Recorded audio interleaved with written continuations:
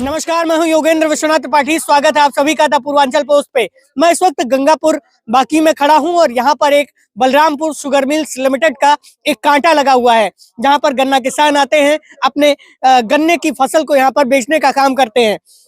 इन किसानों ने गन्ना मिल पर और उसके कर्मचारियों पर यह आरोप लगाया है कि यहाँ पर घटतौली होती है। इस कारण से यहाँ पर सदर एसडीएम भी खड़े हैं और तमाम अधिकारीगण चीनी मिल के भी खड़े हैं और तमाम अन्य अधिकारीगण भी खड़े हैं।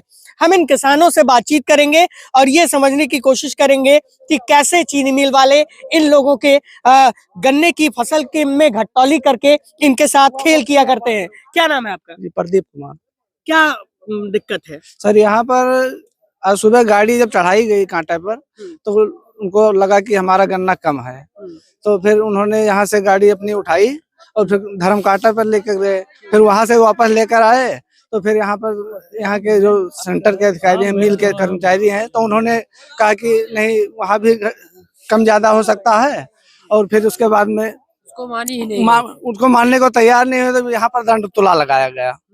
जी, तो दंड तुला लगाने के बाद यहाँ पर 90 किलो का अंतर आया। जो धर्म कांटा बताया वही फिर दंड तुला पर बताया गया। अच्छा, आपका ही गन्ना था? हमारा ही गन्ना था, हमारा गन्ना था। कितने किलो कम था? 95 किलो। कैसे आपको पता चला, कैसे आपने नपवाया? हम गन्ना यहाँ चढ़ाए तो हमें गन्ना कम हमारा महसूस हुआ। हम धर्म कांटा लेके चले गए, वहां से लेके आए तो बताए कहीं कि वो गन्ना वो दंड तुला माना चाहिए, तो यहाँ दंड तुला लगवाया। उसके बाद उससे तौलिया तो उसपे 95 किलो का फर्क पाया। ये चीज कब से चल रहा है? ये 2 महीने से कांटा चला है, तब से चल रहा है। घटतौली तब से हो रही है? क्या घटतौली पिछले 2 महीने से हो रही है यहाँ पे? जी सर। कैसे घटतौली करते हैं? सर, हम लोग जब यहाँ पे गन्ना तौलाते हैं उसके बाद में फिर धर्म कांटा लगाते हैं या फिर तिगोड़िया लगाते हैं तो उसमें अंतर आता है। तो इसीलिए हम लोग सर ये सर को मतलब कंप्लेंट 2-4 किलो का अंतर तो आ सकता है। नहीं सर 2-4 किलो नहीं, लगभग आधा quintal, 50 kilo, 90 kilo, 1 quintal, 1.5 quintal तक आता है सर। और 20 किलो मांगते हैं कि हमको दे दो 20 किलो। तो सर वो 20 किलो पहले से ही लेस करके रखते हैं। जी, वो मांगते हैं, कहते हैं हमको 20 किलो चाहिए, इसके अंतर के बावजूद भी। जी, क्या आरोप है आपका? आप लोगों का क्या कहना है? घटतौली होती है यहाँ पे? जी, होती है। कैसे होती है घटतौली? अरे 10-50 किलो कम हो जाता है गन्ने में। जी, 95 किलो। कौन कहता है कि कैसे आप लोगों को पता चलता है? आज यहाँ तोले, उसके बाद वहाँ ले गए सरावस्ती तोले, सरावस्ती से फिर यहाँ आए, फिर तोले तो यहाँ घट गया। अच्छा जी, इस तरह से घट जाता है। जी। पिछले कितने महीने से ये चल रहा है? 2 महीने तो हो ही गया। 2 महीने से लगातार ये खेल चल रहा है। जी।